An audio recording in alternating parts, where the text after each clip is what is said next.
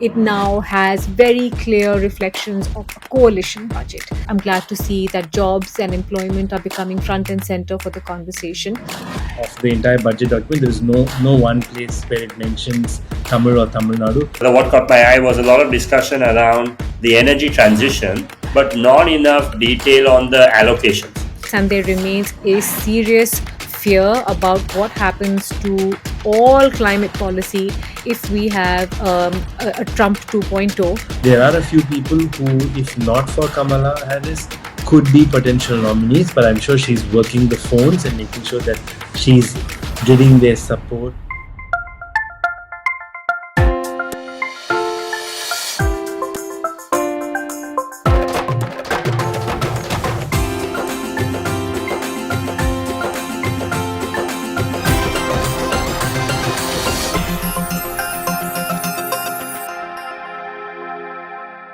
Hi, and welcome to episode 23 of the India Dialogue. We had a little break. Scheduling was on hold for life. Sometimes life takes over, and so we had to take a short break, but we're back. We are here. Thank you for joining us. My name is Ruchir. I'm, as always, joined by Mitali and Manu, my co-hosts. Mitali is acting director at the Reuters Institute in Oxford and has written a book and is known for her time at CNBC. Manu is a lawyer and advocate with his own law practice and a spokesperson for DMK. I am Ruchir. I'm the CEO at Distributed Energy and chair at the School of Policy and Governance. As always, we unpack issues every week about India or what matters to India. Today, we're recording on the 23rd of July. The budget was just released. To take us through the budget, Mitali will open the topic. Mitali. Yeah, thank you, Ruchir. And I will preface this by saying that this is really sort of first flush because the budget was announced only a few hours back. And sometimes, as is always the case with the union budget, essentially it's a tax document. So a lot of the minutiae sort of emerge over the next few hours when you have a lot of tax experts poring over the details, wondering what could be the implications. But I will put a little bit of an explainer at the start, which is that this year we have two budgets, of course, because what happens is when you're going into a general election, you have an interim budget of sorts, so, a placeholder in a sense. And then when you come back, or whichever party comes back to power, a more formal and full budget is presented for the year. So that's why we have another budget here in July. I think the first sort of takeaway for many people observing it is that it now has very clear reflections of a coalition budget, and you can see some of that in terms of how the finance minister attended to two states which are now very, very key partners, which is Bihar and Andhra Pradesh. And I know Manu will have more nuance to add to that, but I think that is one big takeaway. The second is that the finance minister talked a lot about sort of core goals going ahead, and on that. I think it's pretty clear what the priorities would be, as she pointed out as well: employment, skilling, manufacturing, urban development, innovation. None of this is honestly a surprise or a move away from what tradition has been. So that's sort of the core focus. I think for a lot of people, the budget has over time become this sort of moment, especially for middle class India, to see what comes through in terms of relief and whether or not it's going to be a big change for them. And perhaps in that we've been spoilt by a couple of budgets in the past, and we've talked about this on this show earlier, where under then Prime Minister Manmohan Singh and when Finance Minister Chidambaram was holding that position, there were some moments, particularly in coalition governments, where we really had what can be called a dream budget for the middle class. So, tax relief, other SOPs, dismantling the tax, the era of license Raj. A lot of big moments have happened for the budget. But I think over time, it's generally become exactly that, which is a tax document. Some tweaks here and there, and not much more than that. In terms of what the the finance minister has announced under the leadership of the prime minister, I think a lot of focus has been on a job creation scheme, and I'm glad to see that. I'm glad to see that jobs and employment are becoming front and center for the conversation. So there's three schemes that she has announced, and these have sort of employment linked incentives. There is a direct benefit transfer that goes to new hires. There is an internship program that's been announced, that will ostensibly be extended to 1 crore youth over 5 years, and essentially targets the top 500 companies. And it's looking to build in partnerships with private industry as well, where these companies will then take all these interns into their fold, and then work with them and train them and upskill them, hopefully. And from their CSR or their sustainability, their corporate responsibility funds, social responsibility funds, money will be paid to these youth. So that's on what happens with jobs. There's stuff for agriculture and rural development. uh, if you looked at it on a longer term basis, the allocation to agriculture has been steadily coming down. And I think that's the fact of the matter. And that is something that will be picked up and examined. I will again sort of highlight that I don't have the full details because I'm still working through them, but that's what it looks like. It's the same for education, that has also seen a drop in allocation. Higher education has got a bit more, but largely education has not got anything more. I was personally a bit surprised and disappointed to see that children don't figure anywhere in the budget speech. As we know, the midday meal schemes and what's happened at the primary education level is really vital for kids, especially in rural India, but I didn't see anything specific over there.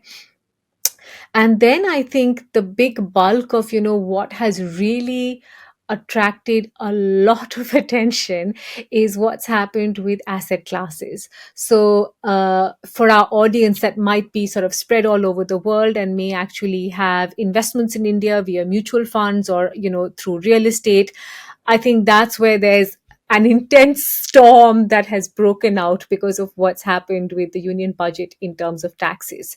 So for the stock market, there are hikes across the board. Short-term capital gains tax, which means that if you hold stocks for under a year, have been hiked to 20%. Long-term capital gains tax, which is beyond a year, has been hiked to 12.5%. There's something called an angel tax, which has been removed, but I think with these other tax increases, it actually becomes null and void. And then the futures and options side, which the government has been quite vocal about its concern around, a lot of heat generating there and a lot of froth generating there. There is a tax that's come in to that space as well. So I think for people who've been part of the stock market universe, they're sort of taking it on the chin and being very brave about it. But some of this damage will begin to, I think, show up over the next few days. And there is genuine disappointment that a space that has been generating good revenues for a lot of people, or income for a lot of people, I should say, has gotten slapped with pretty hard taxes. The other one that has been a real left curve, I think, is on real estate. So there's something called indexation benefits that goes to real estate. Essentially, it means that if you have held real estate over a period of time, then you can actually work on what the inflation adjusted value of that asset might be that you hold, and in essence end up paying much less in terms of taxes. With the removal of indexation, I think there's going to be a very, very hard hit in terms of the tax impact. And I think that's what is really jarring for people. I don't want to make parallels to it, but you remember our conversation about the inheritance tax debate and everything that threw up. For a lot of people, this is actually as close as it can come to inheritance tax. So I would be very curious to see what the response is over the next few days from what has been considered a really loyal sort of voting base for the BJP, which is the middle class, which has honestly been hit quite hard in terms of what their investment options are.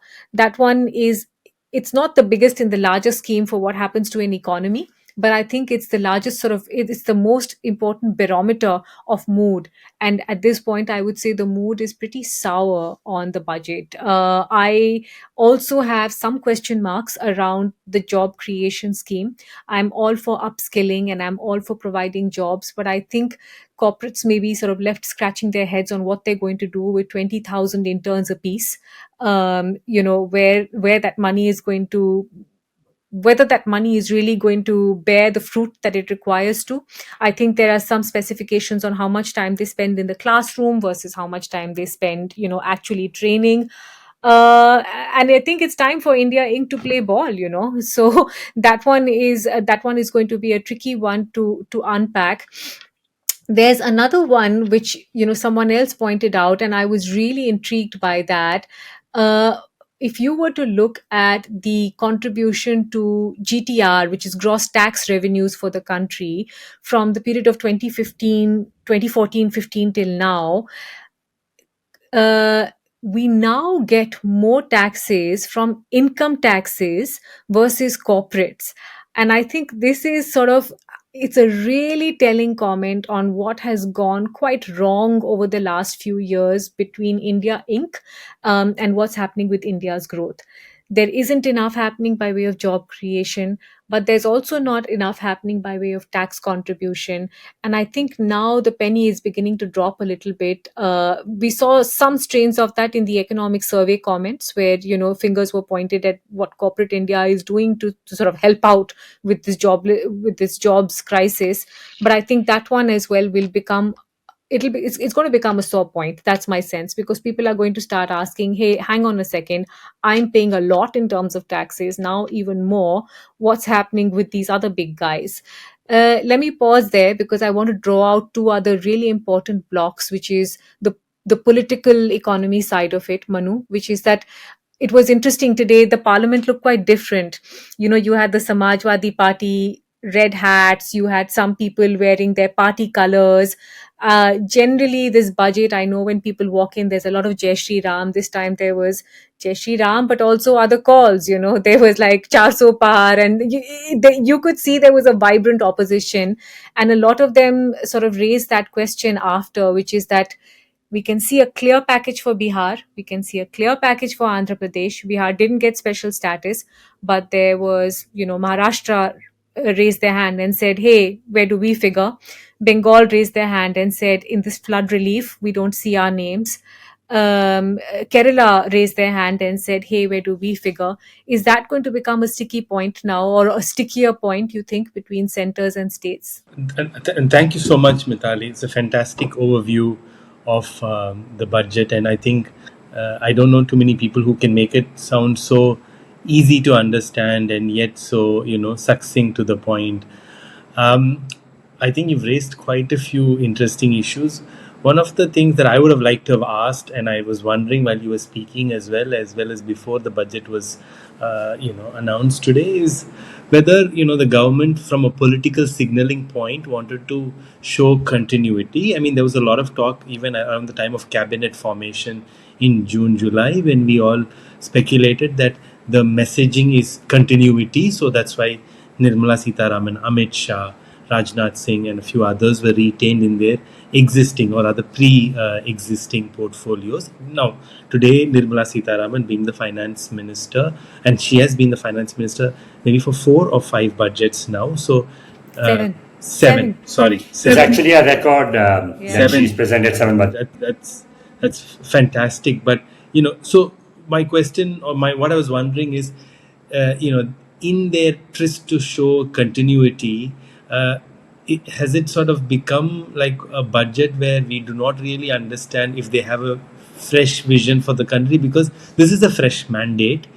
For, of course, what it's worth, it's the same government, same leadership, same sort of management, but under a new formation. But nevertheless, the vision seems to be missing in some ways. Maybe you can explain that when we go back to you. Of I course, can one. actually give you Go two ahead. very quick pointers on that, Manu. One is that I think that's been the narrative from her saying, we're just staying the course and we're going on with things as is. But the problem is, that, as you said, it's a fresh mandate and it's not an as is situation. It is an urgent situation on two counts, one on jobs and two on inequity. Did we see something, really dramatic in that direction? I'm not sure. A lot of the Congress party members have pointed out that this apprenticeship scheme that was announced is almost a direct copy paste from what the Congress's manifesto promised. The first job guaranteed that was in their manifesto, and it's literally like that has been picked up. In any case, whoever picks it up, if it's better for the country and economy, that's great. More power to them. So two quick things. One, that the problem here with this government, as I have observed on an economic critique purely, is execution. So every budget you hear a lot of really great things, and then somewhere down the line execution is like either subpar or has completely gone off track, or is not, you're not accountable anymore for what exactly happened with the execution. So I think the trick here is going to be execution. And the other point, quickly before I hand back to you, I don't know, but I think a very astute observation has been made by another financial journalist, where she actually said that the tone that she got from this election was that it was almost like a government that was waffling about and preparing space for a midterm election. I know it's a really dramatic statement to make, but it's a really interesting takeaway, which is that because you could see this hodgepodge element of let's keep Bihar happy and let's keep Andhra Pradesh happy and let's say something about jobs, it was almost like a government that had lost its confident footing.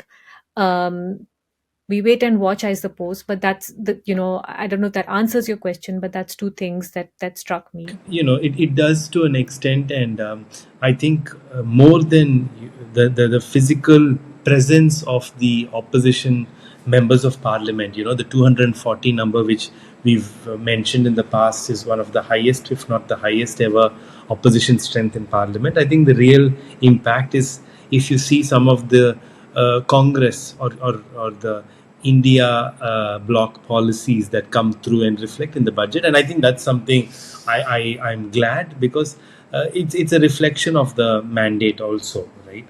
Okay. Now another reflection of the mandate, going back to your question, is the uh, more greater than sort of important roles played by two specific states, so Bihar and Andhra. So these are sort of what we would say there's some coalition compulsion there in this budget, which needed to be sort of reflected.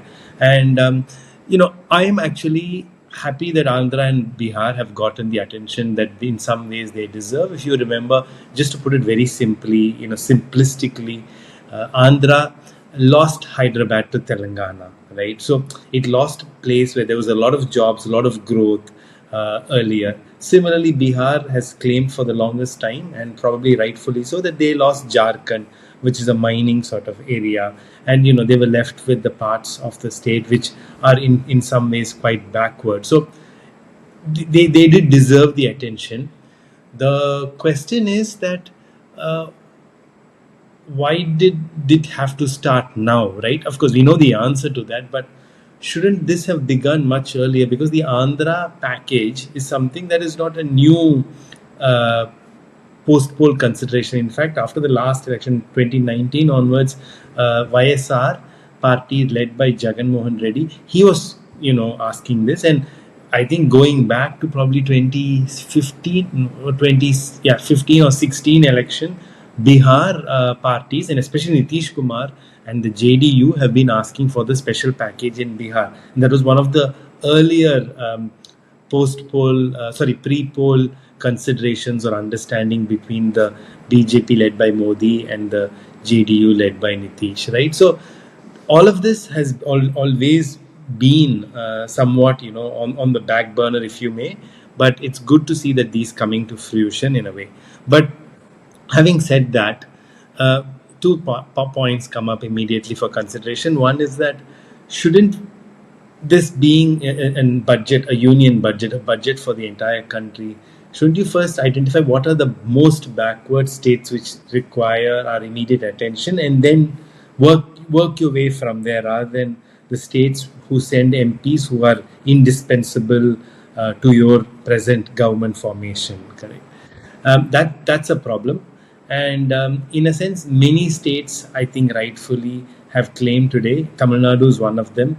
I think people have done that very simplistic Google find, or Google the find Control F search of the entire budget document. There is no one place where it mentions Tamil or Tamil Nadu. Famously, the year of the Tamil Nadu state election, the finance minister always read out a Tirukkural, an old Tamil couplet, and so it is sad that it has not been read this time. At least I think the very least they should have done is read something out in Marathi, because Maharashtra is going to elections soon. But I didn't see much of that also. So I think there are concerns with this budget. We've discussed jobs quite a bit, in earlier episodes, and I think it's very unclear what their vision for job creation really is. And as you said, it looks like a little bit of more of the same. I don't know. I didn't study the budget document enough to understand everything. What about the economic survey? I'm sort of throwing this back to both of you generally. That's something that usually is given a lot of attention to. It's covered, and it's a reflection of what we have planned, where the economy is heading. Do we have any key insights from that? Ruchir, you want to go? No, I think you would be the expert, Mitali. Yeah, no, Manu. So the economic survey is generally sort of, it's like a moral compass moment. So it's a summation of how things have gone by for the year, and it's a bit of a vision ahead document. What have we achieved? What do we want to achieve? What are our goals? What are our challenges? I was quite struck. I'll try and word this quite politely. I was quite struck by sort of some parts of the economic survey, and I wasn't sure who was smoking what, because some of it was just blowing my mind to read it.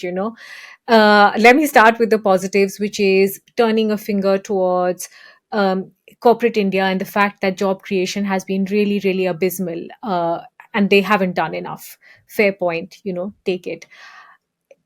What struck me as really amazing was their indication that AI is to blame.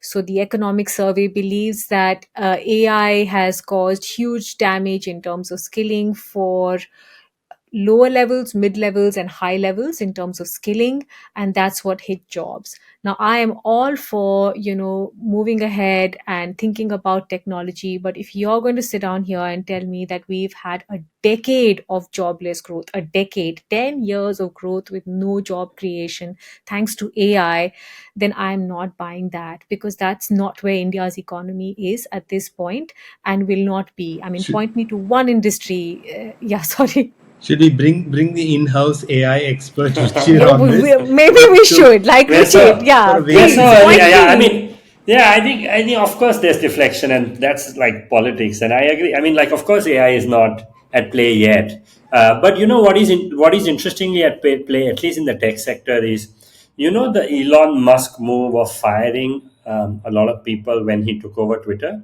A lot of tech leaders saw that, or now X. A lot of tech leaders took that very seriously, to believe that they don't need as many people to run a growing organization. So there was a fair bit of austerity, at least in the technology world, in the last 18 months, because of the signal that very public drama showed, that, hey, we don't actually need as many people to run an organization and grow an organization. And I think that's for sure affecting the growth of the outsourcing sector. The outsourcing sector will be affected dramatically in the next 3 to 5 years because of AI, but I don't think we have seen it yet. As in, I don't think the corporate India's failures can be linked to AI right now. They will be linked to AI, and we'll have to figure out a compensation. Let me ask you another question, Ruchir. I've understood this. The BJP, one of their strongest supporters, support bases are well-to-do Indians, economically well-to-do Indians, urban Indians, and people who live overseas, right? And again, as somebody who ticks almost all those brackets, what I want to ask you is that some aspects that Mitali highlighted, right, with changes to the capital gains taxes and other such, this is are they? Do you feel like they're attacking their base a little bit? I mean, there's no clear signaling that they're moving resources towards developing the rural economy. Not that I've seen that anyway, but why would they go after their own base in that sense? It sounds to me like they're more increasing their revenue base than, because the thing that at least from my eyes, the markets have been doing so well, and obviously there is a fair amount of real estate volume. The tax collection base has been growing in those two aspects quite a lot. They're basically like, okay, let's not increase taxes for the individual at the lower end of the spectrum. Let's increase the tax collection where people are making money right now. And the flip side of that is it may mean, I don't know if it will mean, but it may mean that there is less money that will flow into those two spaces. So we'll have to wait and watch how that plays out. One interesting anecdotal reaction that I've read just watching Twitter, a lot of the folks who I consider to be active investors who tend to be pro BJP are not right now complaining about BJP, but are complaining about the finance minister. So the knives are out, not as a mechanism of like showing their hatred for the party they support, but more the hatred, oh, this minister needs to move on.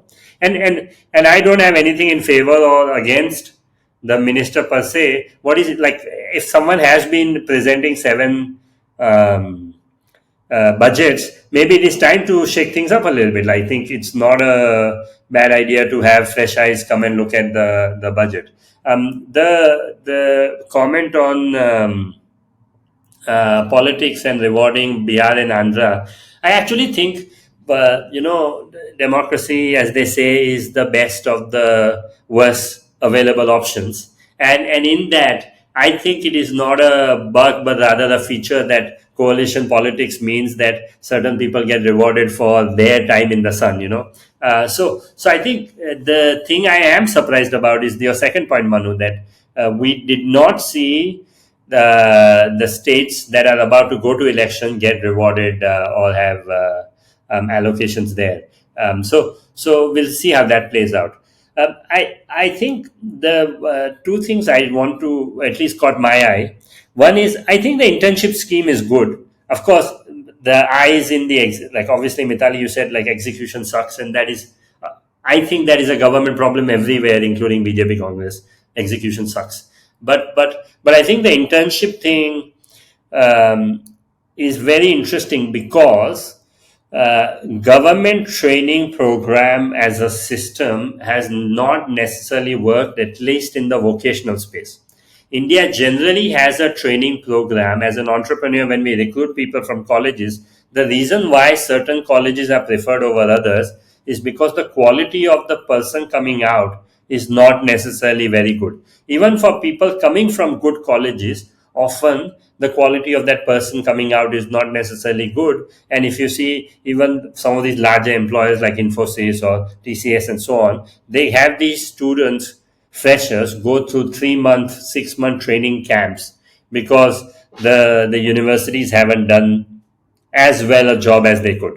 So the internship program is sort of a way of saying, well, here corporates, like, why don't you do our training? Because there's all these young unemployed people, let's bring them in. And the other benefit of the internship program is at least the students that shine in that process get absorbed in the job, which is the incentive I want. I want to, the interns I bring in my company, I want to then hire them full time. So because I've just spent 3 or 6 months training them. So I think it might be a really good idea if implemented well. But it's an admission that the university is not producing candidates who are market ready, who are job ready.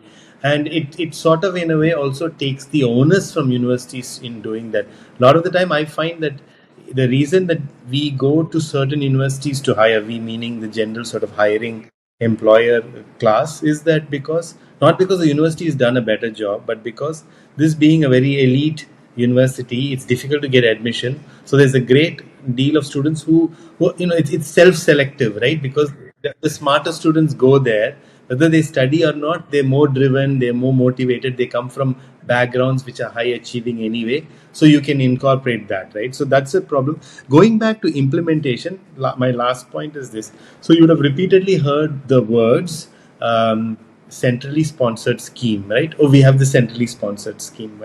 What does that mean? This, I think, is somewhat important to understand a problem of implementation at large.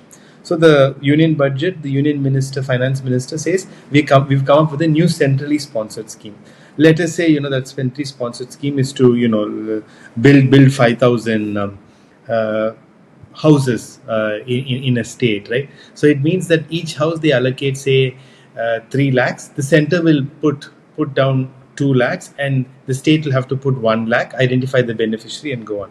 But according to me, this has been done with little or no consultation with the states at all. Whether the states need it, whether the average house building expenditure there is 3 lakhs, such and such forth, right? And therefore, what happens is then this sort of centrally sponsored scheme is thrust on the state. So, which is completely, in a sense, anti-federal. It is, it goes against the ethos of any sort of consultation that should have been done. So those schemes, there are a lot of such schemes which are announced but are not implemented because some of the states will say we actually don't need this at all. It doesn't, it's not one of our priority areas. So there, the implementation of those schemes will, of course, be at an all-time low.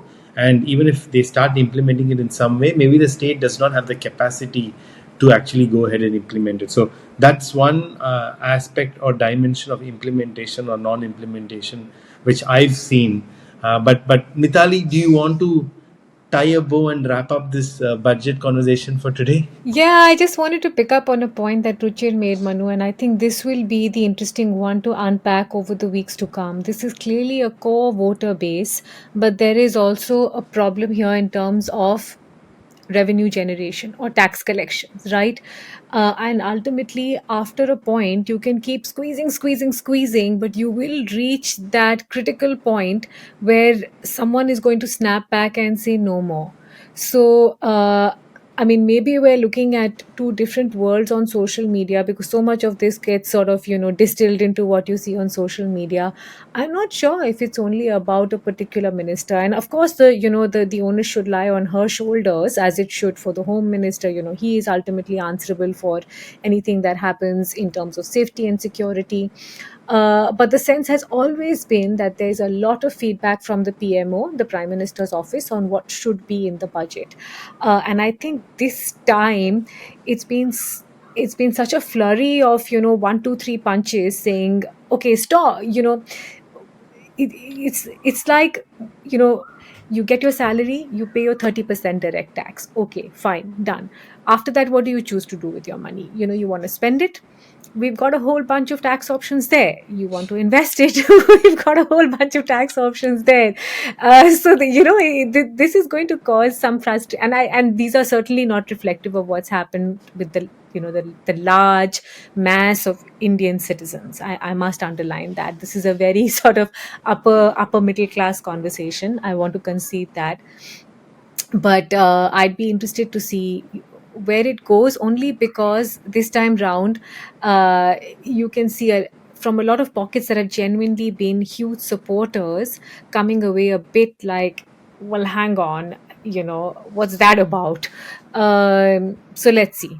There are two things, and I don't like. Sorry, I know we need to move on, but there are two things on my mind, right? Like there is a fair bit of focus on incentivizing manufacturing and manufacturing employment.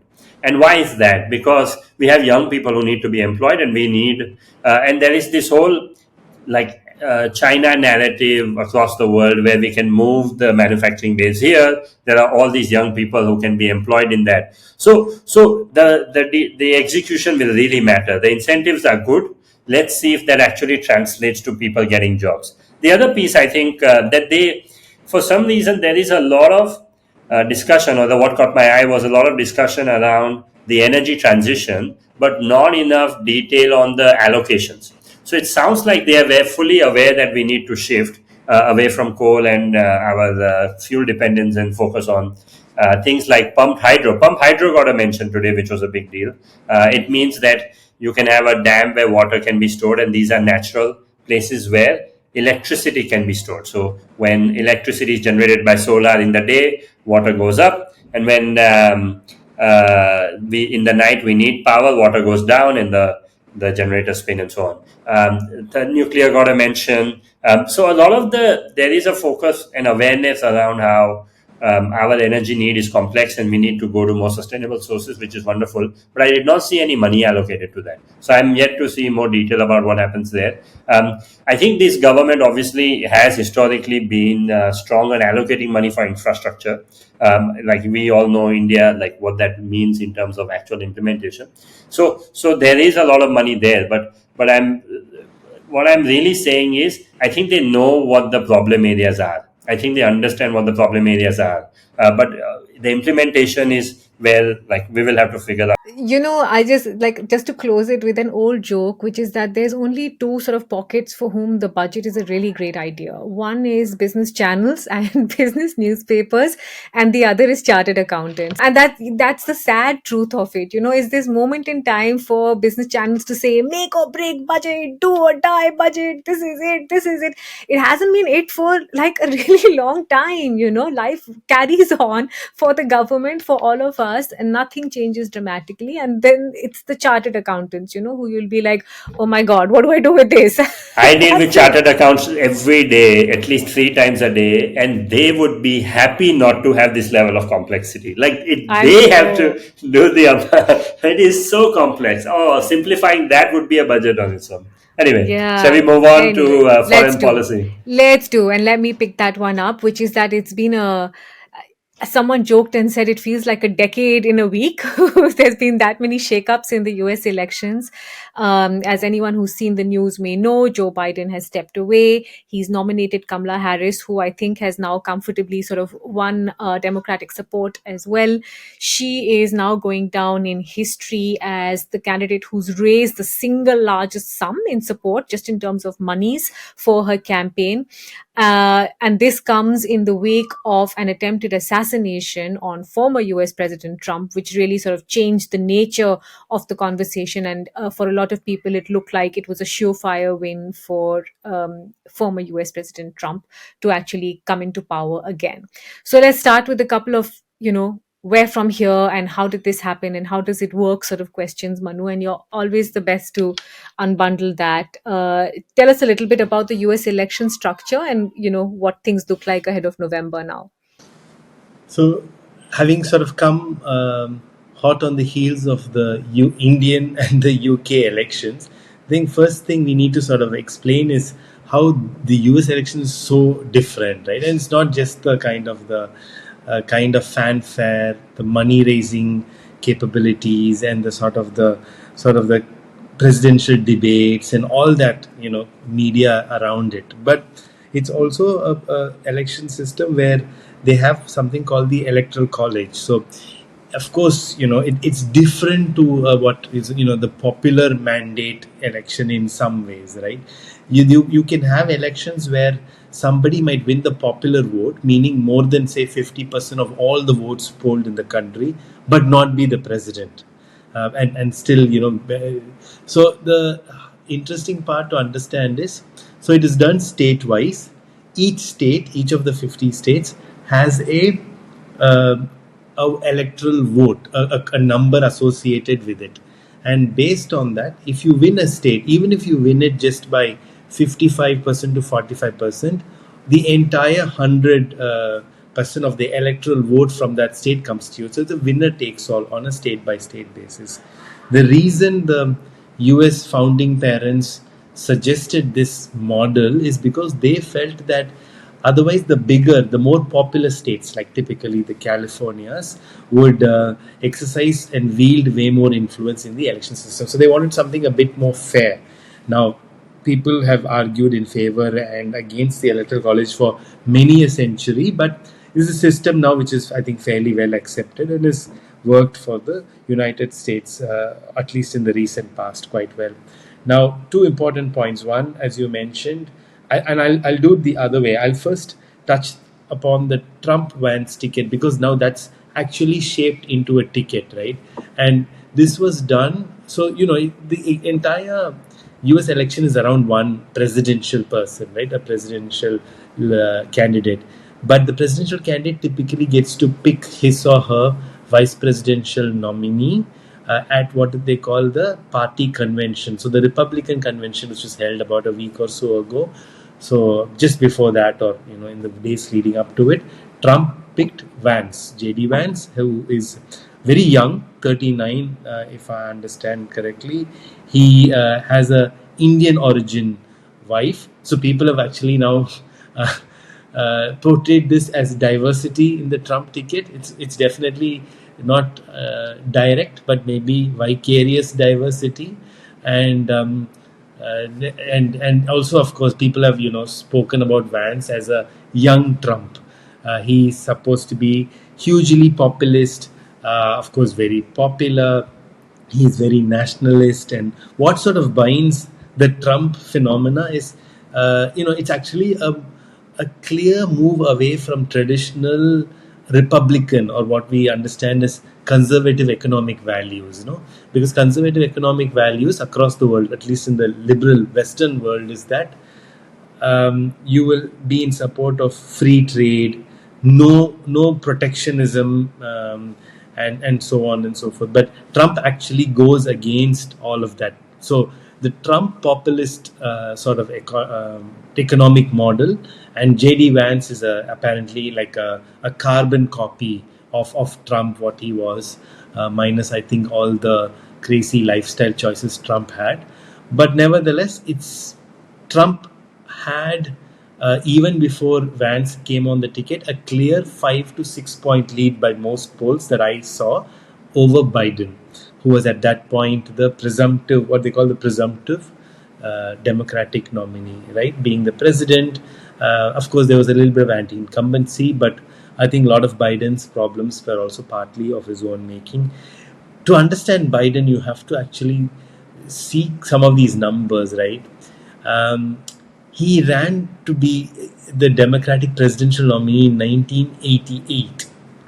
Okay, and he ran again to be the Democratic presidential nominee in 2008 against Obama, and of course, then made it to Obama's ticket and served as vice president for 8 years, and then again ran to be the president in 2020 and became the president eventually.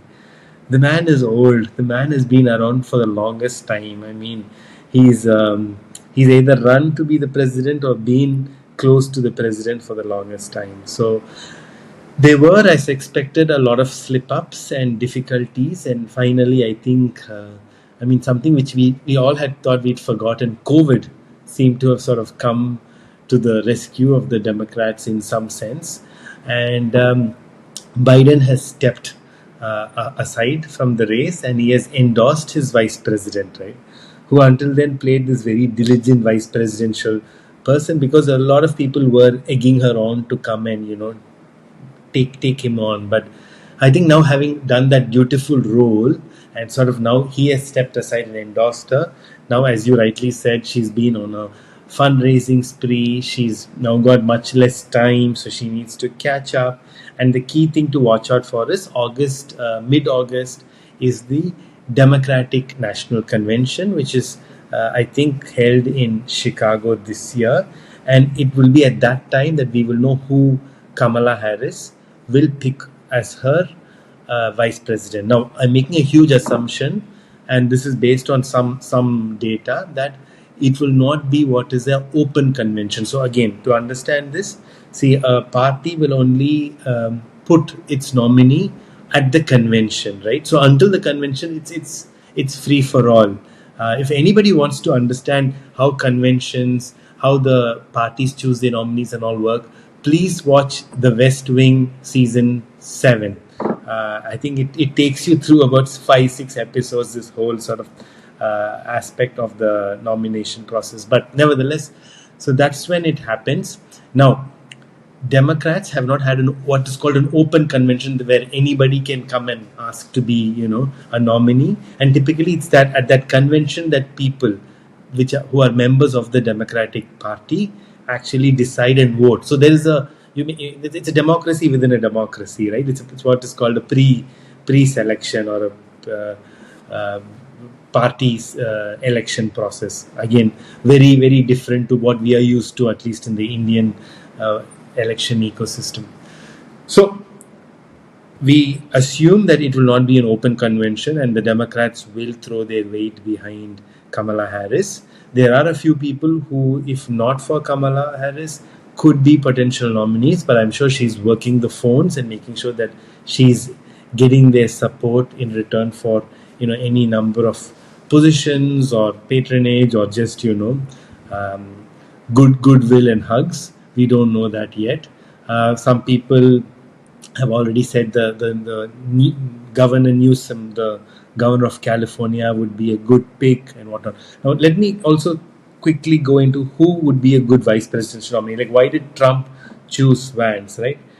Trump, as you know, apart from being crazy and crazy rich, is from New York, or has made most of his wealth in New York, and of course owns vast properties across the world, but also in Florida. But he chose someone from Ohio, which is typically what is called a swing state, a very closely watched state. It could go either way, but also a state which has cities like Cleveland which vote heavily Democrat. So these are strategic picks, right? You pick somebody and then you play into that aspect of I'll pick somebody from your state, so you better back our ticket.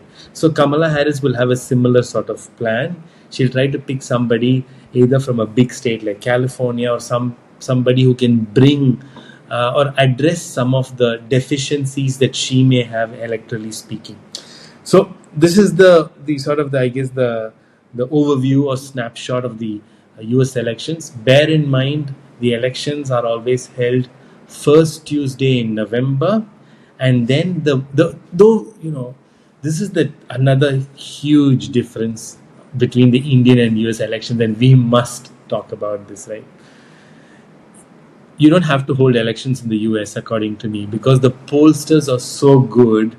Pretty much what they tell you a week before or a month before, it 99 out of 100 times it comes true. Like you can take 538, like Nate Silver. You can take anybody, or Gallup, etc., etc. They are so good. They track on a daily basis what's happening. We saw the Indian, not just the pre-election polls, we saw exit polls, complete mockery. And we've laughed at them enough on this podcast, so we don't need to have another 2 minutes of giggling. But the fact is that they're so good, right? And I think that is something you must sort of tip your hat to the US electoral system. But like I said, so the elections happen in November, the first Tuesday of November, and then by the time the last state votes closes, because CNN is there calling the election, calling this state for this person or calling this state for that person. It's fantastic if you want to stay up that night and watch the US election results on CNN or MSNBC or whichever channel you choose. Fox is also very interesting and entertaining at times. But then in December, the Electoral College actually polls their votes, and in January is when the Congress counts it.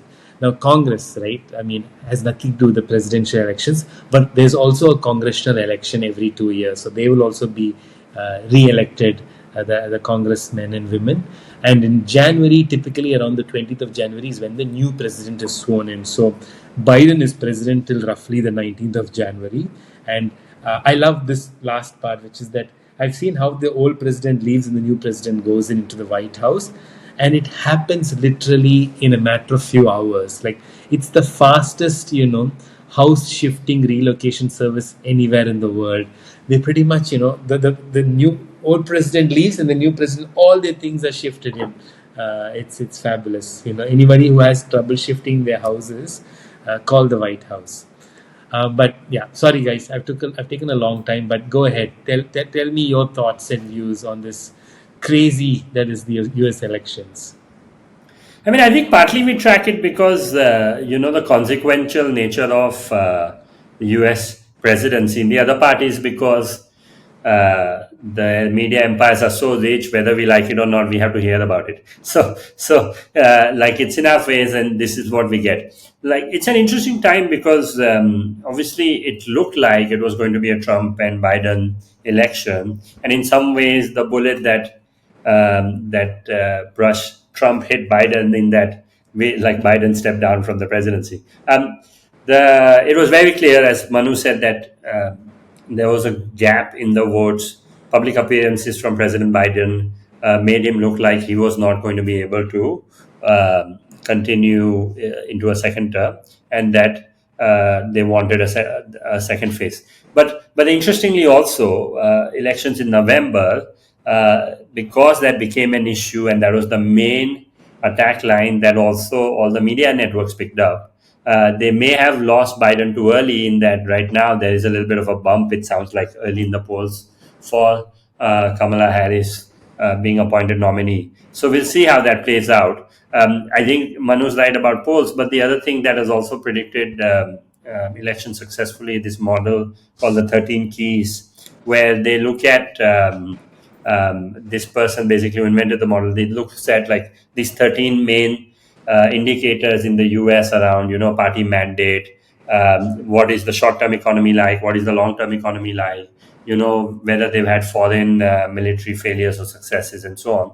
And when you go through those 13 keys, right now, it looks like Democrats are ahead. The reason, as in, again, back to the theme of what we've discussed on the podcast multiple times, usually the government in power loses as opposed to the opposition winning. And because of primarily the economic indicators of where the US economy is and how people are doing, especially people on a per capita basis on the swing states, the 5 or 6 swing states where all of the elections are decided, they are better off right now than they were 4 years ago.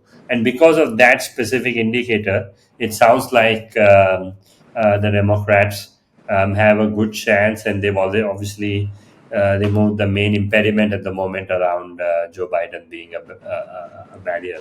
The last comment I'll make, I think, is around what, like, all of the different possibilities around like between now and November. And I think there's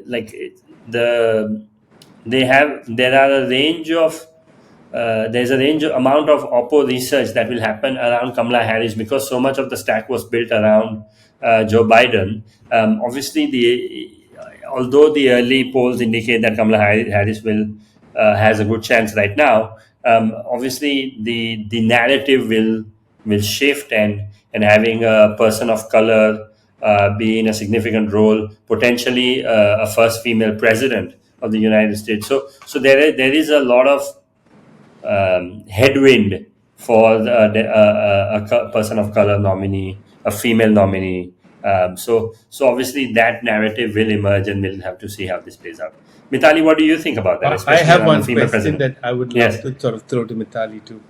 One of the entertaining parts about the US election is how vocal and how, free speechy it is, right? So you have Elon Musk, the owner of X, formerly Twitter, now, hangout for all the crazies, coming out and, completely like doing Trump PR.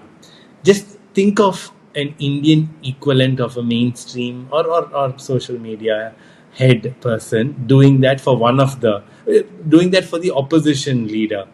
And likewise, like people like Robert De Niro, for example, like think of somebody equivalent in the Indian Bollywood, Indian cinema sphere, openly backing, the Democratic Party, but then also backing for change in the Democratic. He was one of the people backing, for Harris to take over.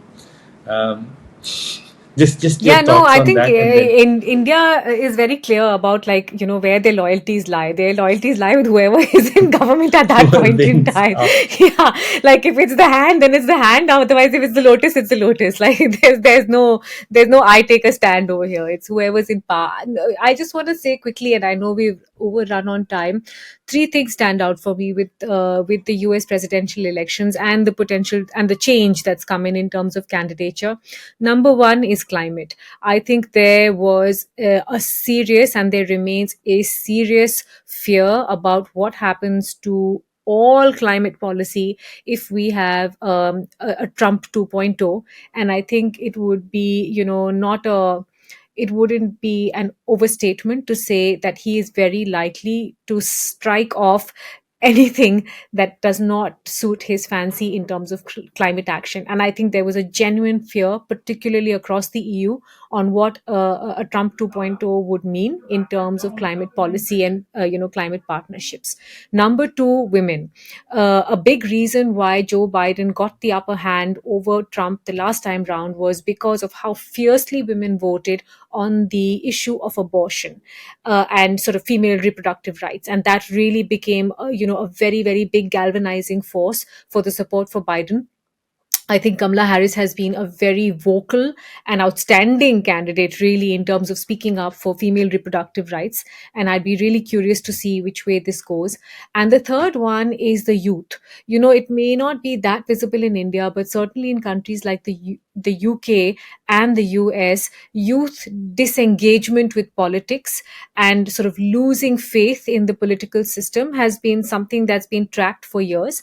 And again, it's not the only barometer, but this re-energizing that you're seeing on TikTok amongst the younger generation with a Kamala Harris candidate it's quite something to see. It's really bringing them back into the fray. It's making them engaged with the process. So I think these three things I would really watch for, to see how does this play with the youth, how does this play with women, and what happens with female reproductive rights, and how does this play out with climate. So that's my sort of top three to watch from both party candidates. Fantastic, Mitali. Yeah. What I'm going to watch out for in the next 1 week is when the enforcement directorate is going to go to Twitter ex offices and make sure their chairman is speaking less on Twitter. I think that's a great note to move to. Have you heard? And can I start, Yeah, because I want to please. pick up on what Mitali was saying. Mitali, so an Australian company is already looking into Trump 2.0, right? And the climate catastrophe that it will unleash upon all of us. And guess what they're working on? They're actually building what they call the Earth black box, or the Earth climate black box, which is a 32-foot long structure, allegedly indestructible. It is going to be placed in Tasmania, which is like such a far part of Australia that even Australians don't go, as Ruchir knows, and could easily be in a separate country if it wanted to. And this black box is being built, and it will do two things. It will measure constantly climate change related data and store it in an easy to access form, and it will also start pulling like articles from newspapers, online media, and so on, to contextualize what is happening in Earth. So after Trump 2.0, or I don't know, Trump Vance 2.0, when there is this huge climate catastrophe and we are all gone, there will be a black box in Hobart, and I hope somebody finds it from a different planet, and then understands what has happened and why we got there. So look out for the Australian black box.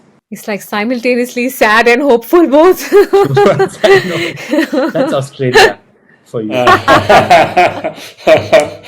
um, I'm going to spend a moment thinking about talking about the big outages that happened over this past week. I just knew it. I construct- knew you were going to say that.